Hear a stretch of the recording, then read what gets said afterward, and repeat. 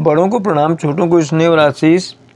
स्वागत है आपका मेरे चैनल धर्म दर्पण में जो वीडियो आज हम आपके सामने प्रस्तुत करने जा रहे हैं उसका शीर्षक है, क्या अंग्रेज़ों ने किसी षड्यंत्र के तहत ध्वस्त किए थे गुरुकुल। हमारे भारत के प्राचीन कालीन जो गुरुकुल थे वो सारे विश्व में प्रसिद्ध थे और वहाँ एक संपूर्ण शिक्षा दी जाती थी। मतलब शस्त्र के साथ शास्त्र की शिक्षा, गौपालन की शिक्षा, कैसे जीवन जिया जाए इसकी शिक्षा। आज उसी पर कि हमारे इतने प्रबुद्ध और इतने समर्थ जो गुरुकुल थे या वहाँ के ऋषि जो थे पढ़ाने वाले, और ये चर्चित जो ये थे, इसको क्यों ध्वस्त किया अंग्रेज़ों ने, इसके पीछे क्या क्या चिंतन था, क्या षड्यंत्र था। एक समय था जब हमारी गुरुकुलीय शिक्षा प्रणाली पूरे विश्व में प्रसिद्ध थी। इसमें शिष्यों को गुरुकुल में रखकर विविध प्रकार की विद्याओं की शिक्षा दी जाती थी, जहाँ शास्त्र के साथ ही शस्त्र की शिक्षा भी दी जाती थी। उन्हें पूर्ण रूप से सक्षम बनाया जाता था। आज भी दक्षिण भारत व अन्य कई जगह छिटपुट गुरुकुलों का अस्तित्व है। कुछ नए गुरुकुल भी खुल रहे हैं, पर लाखों गुरुकुल ध्वस्त कर दिए गए। इस यूट्यूबर के शिक्षा का प्रारंभ भी गुरुकुल से ही हुआ था, इसलिए वो गुरुकुलीय परंपराओं कितनी समृद्ध थी वो परंपराएं, इसका उसे ज्ञान है। जब चारों ओर गुरुकुल थे तो वेद की ऋचाओं की पावन ध्वनि व हवन की सुगंध से सारा वातावरण सुरभित रहता था। गुरु को देवता की मान्यता दी जाती थी। भगवान रामकृष्ण तक गुरुकुल में शिक्षा ग्रहण किए थे। राम ने वशिष्ठ से शिक्षा पाई। और हमारी सनातन संस्कृत परंपरा के गुरुकुल में क्या क्या पढ़ाई होती थी ये भी जानने लायक है। कृष्ण ने संदीपन आश्रम में शिक्षा पाई थी गुरु संदीपन से। आर्यावर्त के गुरुकुल के बाद ऋषिकुल में क्या पढ़ाई होती थी ये भी जान लेना आवश्यक है।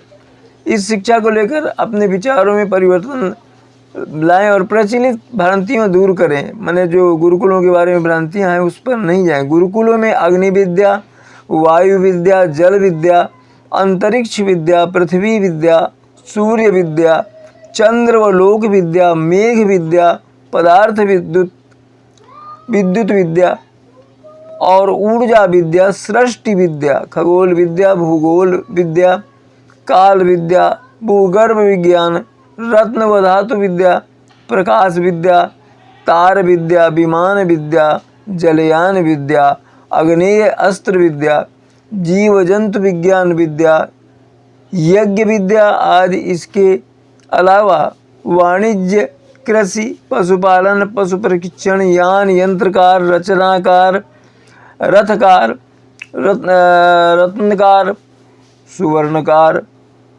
वस्त्रकार, कुंभकार आदि बनने का भी प्रशिक्षण दिया जाता था यहाँ इन गुरुकुलों में, ऋषिकुलों में। यह सब विद्या गुरुकुल में सिखाई जाती थी, पर समय के साथ गुरुकुल लुप्त हुए तो यह विद्या भी लुप्त होती गई।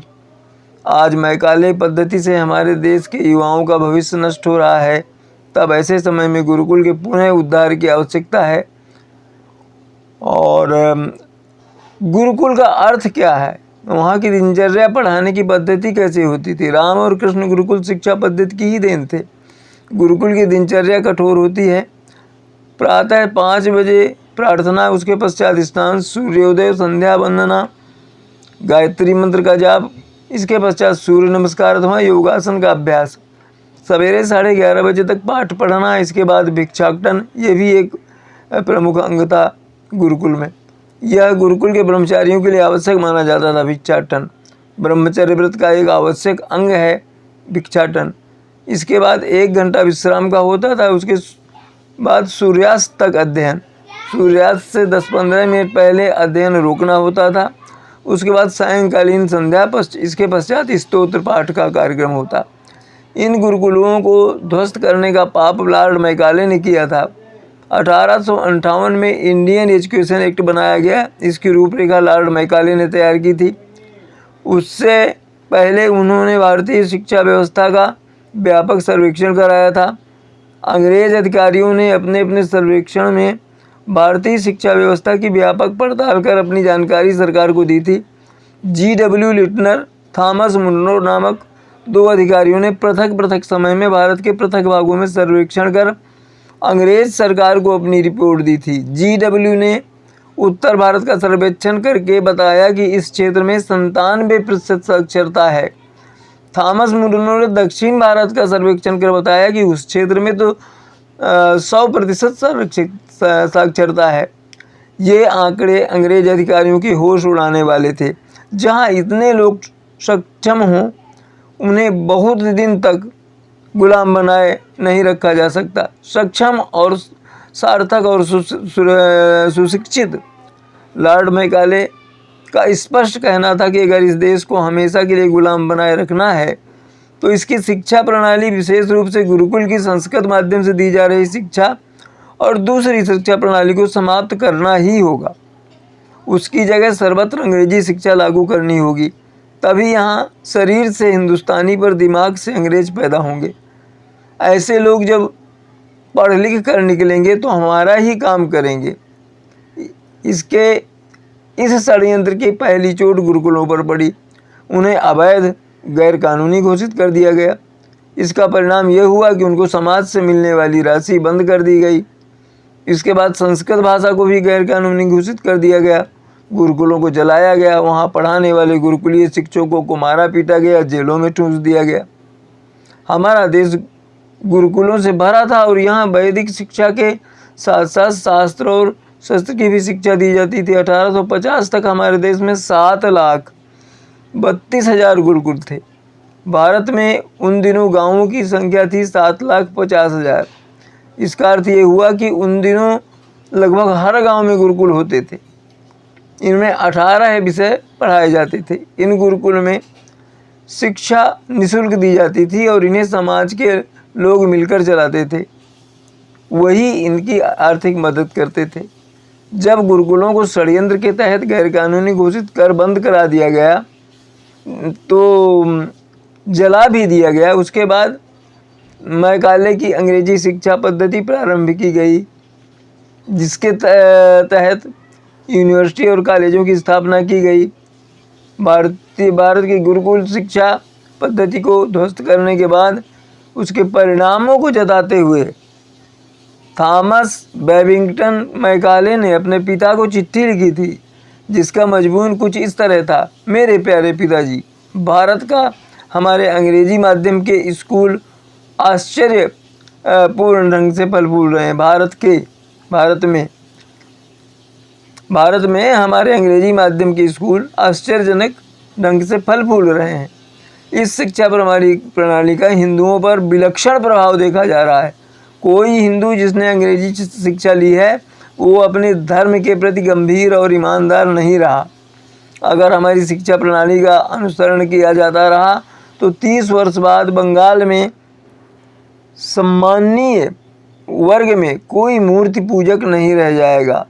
इन कन्वेंट स्कूलों से ऐसे बच्चे निकलेंगे जो देखने में तो भारतीय होंगे लेकिन दिमाग में अंग्रेज होंगे और इन्हें अपने देश के बारे में कुछ भी पता नहीं होगा। इनको अपनी संस्कृति के बारे में कुछ पता नहीं होगा। इनको अपनी परंपराओं के बारे में कुछ पता नहीं होगा। इनको अपने मुहावरे नहीं मालूम होंगे। जब ऐसे बच्चे होंगे इस देश में तो अंग्रेज भले ही चले जाएं, इस देश से अंग्रेजियत नहीं जाएगी। उस समय लिखी चिट्ठी की सच्चाई इस देश में जो है अब साफ साफ दिखाई दे रही है। और उस एक्ट की महिमा देखिए कि हमें अपनी भाषा बोलने में शर्म आती है। मैकाले ने उत्तम भारतीय गुरुकुलीय शिक्षा परंपरा को ध्वस्त कर अक्षम्य अपराध किया है। गुरुकुल जहाँ संस्कृत भाषा शिक्षा का आधार था, वही संस्कृत भाषा जिसे आज विश्व के वैज्ञानिक तक सर्वाधिक उत्तम और वैज्ञानिक भाषा मान गए हैं। इस बारे में एक बार रोचक प्रसंग पढ़ने में आया था। कहते हैं कि वैज्ञानिक जब अंतरिक्ष यात्रियों को अंग्रेजी में संदेश भेजते थे तो उनके शब्द जो हैं उलट जाते थे। इसका समाधान संस्कृत में ही निकला। इसमें अगर शब्द उलट भी जाएंगे तो उनके अर्थ नहीं बदलेंगे। उदाहरण के लिए वयम रक्षामः यदि बदल कर रक्षामः वयम हो जाता है तो अर्थ एक ही रहता है। मैकाले की शिक्षा प्रणाली में पढ़े लोग स्वयं को ऊंची नाक वाला मानते हैं।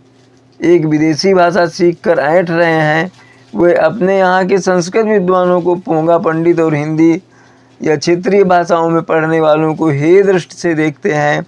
यथार्थ यह है कि वेद पुराण उपनिषद आदि संस्कृत भाषा में ही हैं। आयुर्वेद, गणित, वैज्ञानिक शास्त्र, ज्योतिष, ऐसा कौन सा विषय है जिसके बारे में ग्रंथ संस्कृत में नहीं है। संस्कृत में ज्ञान का भंडार है। जिसे भाषा नहीं आती वही कहते हैं कि अंगूर खट्टे हैं। तो ये तो था हमारी गुरुकुलीय शिक्षा प्रणाली को अंग्रेज़ों द्वारा ध्वस्त किए जाने की षड्यंत्र की कहानी। ऐसे ही विषय पर हम बाद में भी वीडियो लेकर आपके समक्ष आएंगे। तब तक के लिए प्रणाम, नमस्कार। आप स्वस्थ रहें, सुरक्षित रहें, आपका परिवार स्वस्थ और सुरक्षित रहे और इसी तरह हमारा समर्थन करते रहें। हमारे वीडियो को लाइक और शेयर करते रहें। चैनल धर्म दर्पण को सब्सक्राइब करते रहें। आज के लिए इतना ही। प्रणाम, नमस्कार।